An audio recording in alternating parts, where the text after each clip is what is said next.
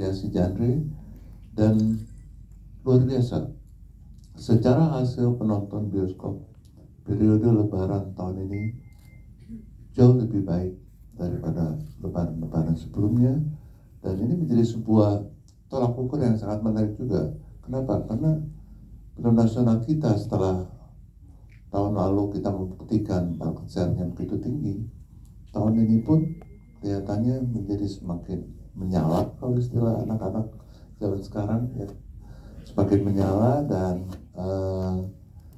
ini menjadi petanda-petanda yang sangat positif. Malah di weekend kemarin itu perolehan penonton ke bioskop itu luar biasa, sehingga kalau dikatakan ekonomi kita lesu, ya alhamdulillah di bioskop movie going habit udah mulai tumbuh kembali, karena menurut saya film-filmnya pun semakin baik dan ya pilihan menontonnya pun semakin banyak.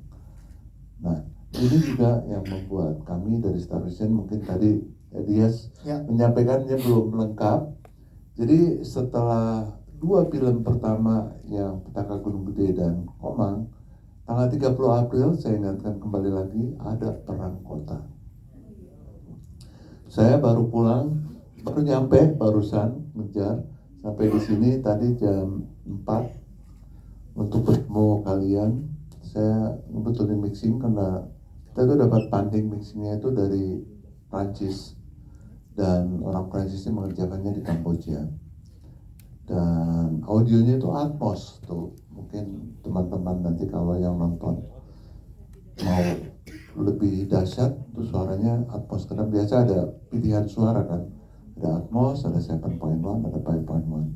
Ini kemarin saya ngebetulin selesai malam sama Mbak Mori. Nah, tadi pulang untuk hadir di sini. Jadi tanggal 30 April.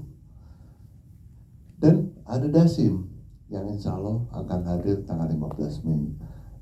Perang Kota adalah film kolaborasi, ada Star Vision di sana, ada Sine Surya, ada Kaninga Pictures, dan banyak perusahaan lain. Kalau Dasim benar, itu adalah produk dari Star Vision. Nah, mungkin saya cerita sedikit mungkin ya. Iya, silakan. Kenapa sih Dasim ini ada? Betul, itu yang bikin penasaran.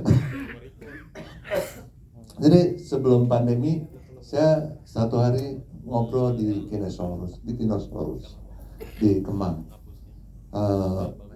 Nulis, dan di situ ada salah satunya ada Mas Biyu Sarif. Dia datang, Pak, saya ada cerita apa horor, aduh, saya bilang, tapi ini Pak ada kisahnya, ini benar, ini sesuatu yang benar-benar terjadi. Akhirnya dia menulis kepada saya, cukup lama bayangin tuh, sampai akhirnya kita produksi di tahun kapan ya, kemarin ya gitu ya kan. Jadi cukup lama prosesnya, saya mempertimbangkan tentang Dasim ini ternyata memang jin ataupun yang paling berbahaya, ataupun iblis, ataupun apa setan, karena dia menghancurkan keluarga. Nah, kemudian yang menariknya lagi adalah di beberapa negara ada orang yang mungkin nggak tahu teman-teman pernah mendengar nggak nama Al-Buni, Ali Subri Al-Jazair di abad ke-13, yang dia membuat buku Syams Al-Ma'arif. Syams Al-Ma'arif itu adalah dia dianggap menjadi buku yang bid'ah dan menjadi buku sihir, karena dia bersekutu dengan jin untuk keuntungan-keuntungan pribadi. Dan tanpa sadar sebetulnya pada saat dia melakukan kerjasama itu, dia udah menjadi sebetulnya budak dari jinnya itu. Malah konon di dalam buku-buku yang saya baca atau yang riset yang saya pernah lakukan, dia itu sampai menikah dengan jin dan keluarganya terbunuh semuanya, si Al-Buni ini. Dan buku itu saya iseng-iseng karena kan kemarin kan udah kerjasama dengan MUI, saya sempat nanya juga, ada nggak sih buku Syams Al-Ma'arif? Ada, emang itu buku terlarang. Malah kalau kita iseng-iseng Google juga banyak itu orang yang menawarkan itu, ya kan? Tetapi ya janganlah dibaca, karena apa yang terjadi di film Dasim adalah ya ada orang akhirnya memanfaatkan kitab tersebut, dan tujuannya jelas bahwa kalau keluarga dihancurkan, ya bagi Dasimnya sendiri itu adalah mendapatkan prestasi yang terhebat. Jadi kalau di urutan kan banyak tuh kan, yang jin ini. Nah, si Dasim ini siapa dan kenapa dan bagaimana penangkalnya, itu yang akan menjadi sesuatu yang menurut saya menjadi sangat menarik, sehingga Dasim ini relate. Kita berbicara tentang horor yang mencekam, ya kita tahu Gita kalau bikin horor, Giranti Rona kalau bikin horor seperti apa, pakai case-case-nya juga yang mumpuni, ya kan, dan kita juga bikin dengan serius dan sungguh-sungguh, sehingga saya bangga sekali hadirkan Dasim di tanggal 15 Mei. Itu yang ingin saya sampaikan di sini, bahwa karena kalau kita juga khawatir, kita butuh genre horor misteri, kita suka, bangsa kita dekat dengan misteri, tapi kenapa enggak kita tingkatkan dengan kisah-kisah yang juga memberikan sebuah pengalaman, kita menonton ini menjadikan diri kita tahu dan kita bersiap untuk jangan-jangan Dasim udah ada di dalam keluarga kita. Nah, itu yang kita butuh hindari. Terima kasih. Terima kasih, tepuk tangan untuk Bapak Hansen Torres. Terima kasih Pak, penjelasannya sangat luar biasa, karena ini jadi fenomenal dan juga dibahas nggak cuma di Indonesia tapi dekat, ternyata di luar juga banyak yang bahas tentang kitab yang tadi Bapak sebutkan tadi kan. Nah, berarti pertanyaan ke Pak Mitu selanjutnya sebagai produser. Pak Mitu yang juga tadi sempat menunjukkan beberapa pembahasan yang nggak terjadi cuma di Indonesia, tapi di luar pun sedang dibahas nih fenomena kitab tersebut dan berkaitan dengan jin Dasim. Ini gimana Pak Mitu, boleh dijelaskan sehingga jadi pembeda untuk film Dasim ini? Iya, betul sekali. Jadi kalau kalian lagi iseng-iseng juga bisa cek di TikTok, itu rame banget tentang masalah ini. Bukan hanya di Indonesia tapi di Inggris pun rame sekali. Jadi pernah dengar gak sih kalau misalnya kalian ngejodohin orang tuh katanya terdapat istana? Iya. Nah, ini Dasim ini juga termasuk banyak istananya, karena dia termasuk yang paling kuat, yang bisa merusak keluarga. Jadi kalau dibilang jin yang paling kuat, ya yang paling diagungkan adalah jin Dasim ini gitu. Makanya iya, betul, diagungkan dari masa-masa yang negatif, pasukannya mereka gitu. Itu sih, jadi cukup menarik sih filmnya juga. Siap, terima kasih Pak Mitu. Ya, bisa di-search karena fenomena nggak terjadi di kita aja kan, ternyata itu dekat dengan masyarakat di luar juga ya. Betul. Ya. Dan di setiap rumah mungkin bisa lebih hati-hati kali ya. Nah, bisa. jadi kayak koreksi masing-masing nih ya. Iya. Terima kasih Pak Mitu. Kita ke sutradara kita, Bagi Nanti Rona. Tepuk tangan buat Bagi kita dong sebelumnya. Yes. Kembali bersama dengan teman-teman yang ada di sini, kerjasama dengan Omar Daniel, Zulfan dan teman-teman yang lain. Tapi pertama pengen ditanya kepercayaan yang diberikan oleh Star Vision ke Mbak Gita untuk film Dasim ini, yang tadi kita lihat ternyata backstory-nya luar biasa nih Mbak Gita. Ini gimana saat diberikan kepercayaan ini dari Pak Parwas, silakan.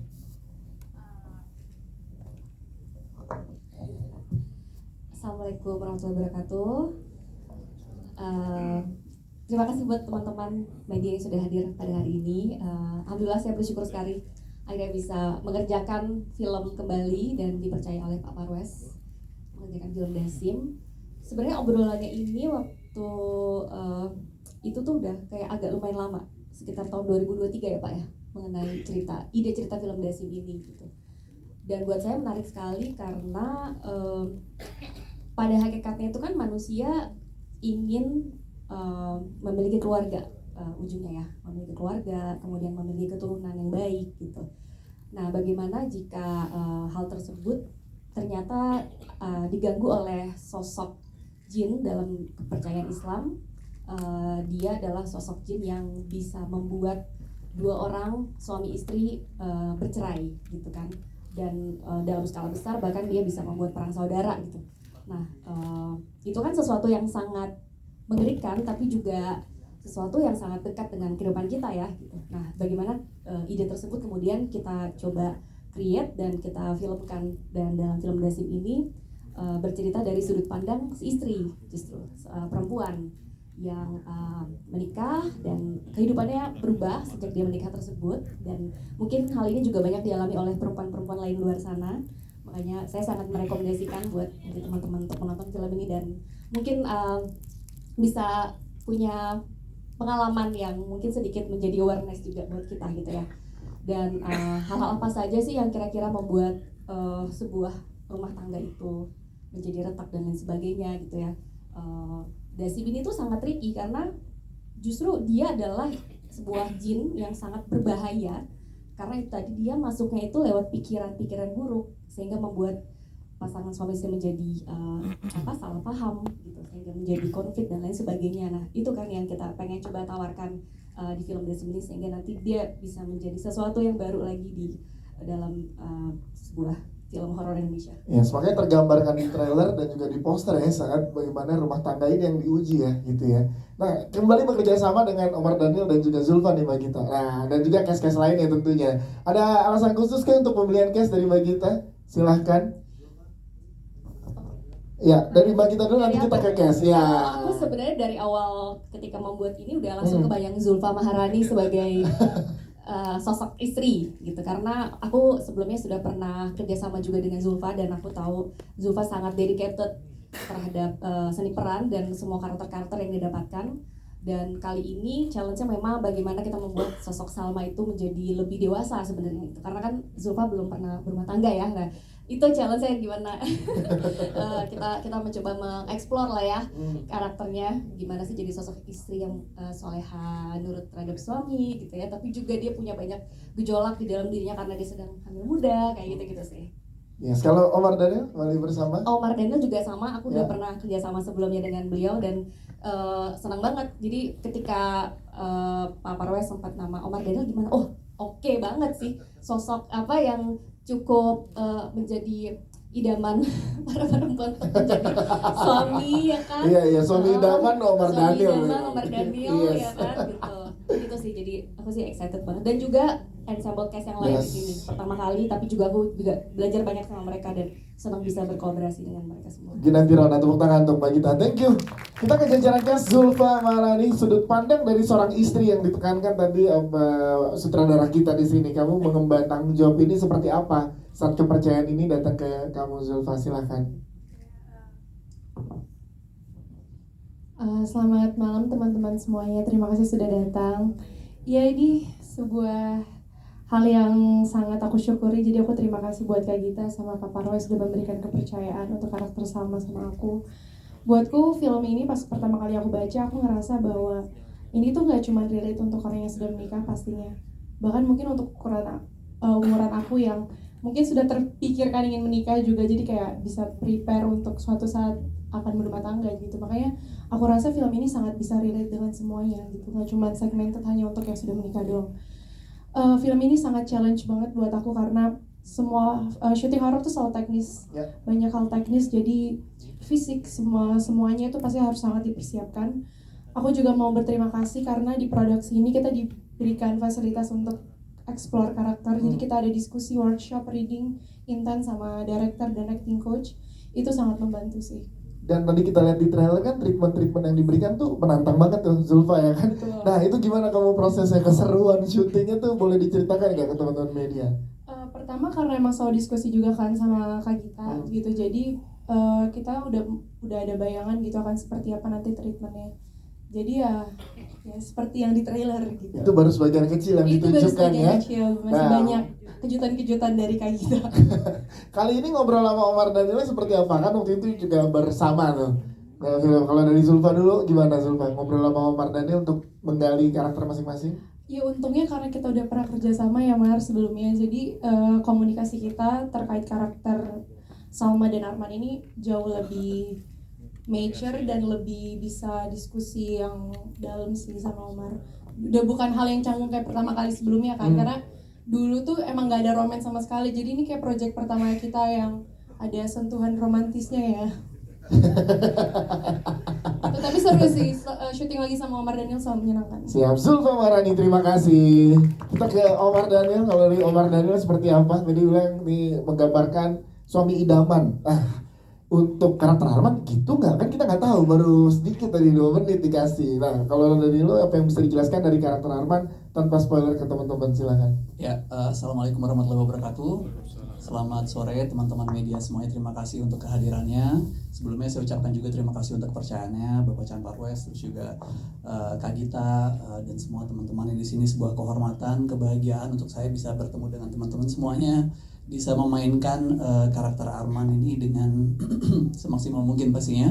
Dan kalau ditanya mengenai karakter dan mengenai pengalaman, satu hal yang paling saya suka dari film ini pada saat saya baca skenario pertama adalah film ini sama sekali tidak menggurui.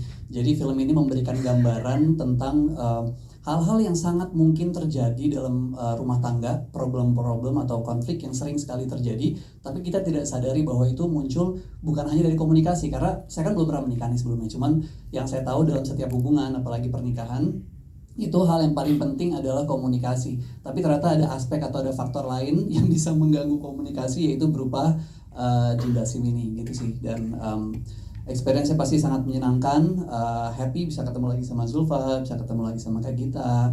Terus juga Kak Gita tuh selalu datang pada saat kita lagi reading. Jadi pada saat, menurut aku itu penting sekali dan sebuah akses yang luar biasa, karena pada saat kita syuting di lapangan itu jadi merasa sangat dipermudah sih, kita sudah mengerti apa yang sama-sama kita sepakati, apa yang kita mau mengenai karakternya gitu sih. Kalau nanti setelah menonton nih si 15 Mei nanti teman-teman akan melihat Arman tuh sosok suami yang kayak apa sih? Arman sosok suami yang kayak apa?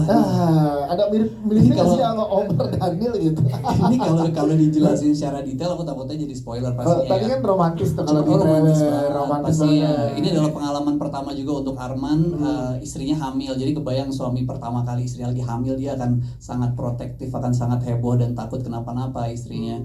Tapi di tengah itu semua muncullah sosok Dasim ini tadi yang mengganggu rumah tangganya, di mana yang tadi dia sangat protektif dan takut istrinya kenapa-napa, nggak mau istrinya capek, nggak mau istrinya angkat berat dan lain-lain. Tiba-tiba ada hal-hal lain nih yang bisa merubah sikap Arman. Nah, kira-kira Arman berubah atau enggak? Dia semanis apa, nanti ditonton aja. Oke, Omar Daniel, terima kasih.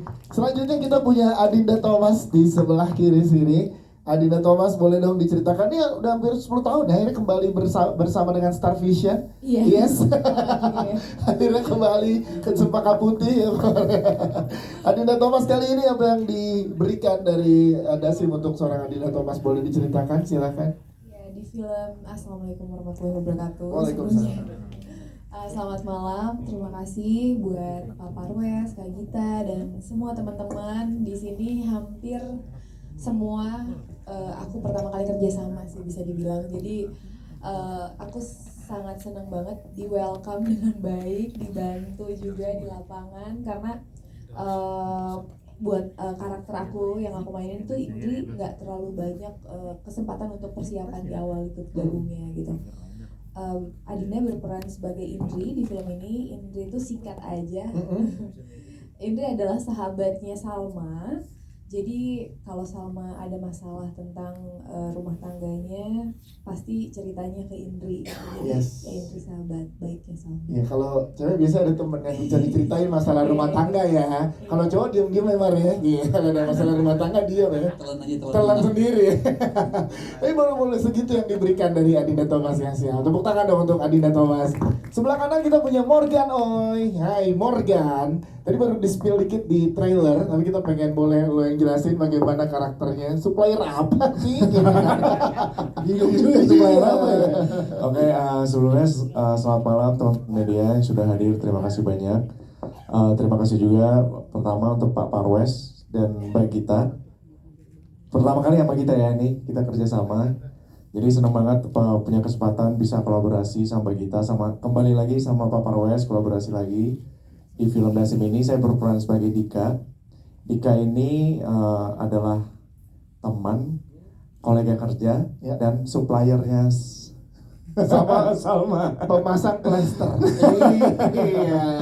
Iya, dari sebelah mana? pokoknya gini, Dika ini akan selalu ada buat Salma. Oke, kode tuh, hint udah dikasih oleh Morgan. Seru tapi syuting pertama kali sama kayak kita. Seru banget. Yes. Aku ingat banget ini pertama kali syuting sama Mbak Gita, sama teman-teman juga ini. Di sini seru banget syutingnya, dan terutama untuk Mbak Gita sendiri. Mbak Gita ternyata sangat memberi ruang untuk para aktornya untuk mengeksplor karakter gitu. Dan membuka ruang untuk diskusi gitu. Gimana caranya kita bisa bikin karakter ini punya arc yang jelas, terus bisa pengambilan keputusannya juga lebih on point gitu. Jadi Mbak Gita sangat terbuka sekali untuk diskusi. Oke, Morgan, terima kasih Morgan.